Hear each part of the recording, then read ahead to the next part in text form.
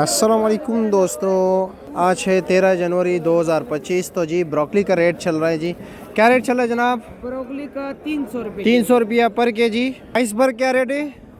250 रुपये किलो। और ये कलर सलाद? कलर सलाद 300 रुपये। 300 रुपये किलो। और ये चाइना कैबिज? चाइना कैबेज 100 रुपये। 100 रुपया जी, 100 रुपये किलो। और पार्सले क्या रेट है? पार्सली 1200 रुपये की। 1200 रुपये किलो।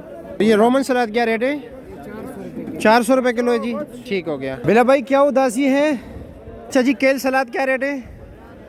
500 रुपये दर्जन है। अच्छा जी, ठीक है। और सेरली क्या रेट है? ये दवा शार्ट है, थोड़ी 400 रुपये बंडल है। 400 रुपये ये एक ओ हो। जनाब कड़ी पत्ता क्या रेट है?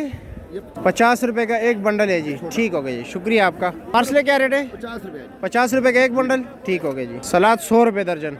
100 रुपये दर्जन पुदीना। 400 रुपये किलो कलर सलाद। बख्शू क्या रेट है? 200 रुपये किलो। 400 रुपये बंडल।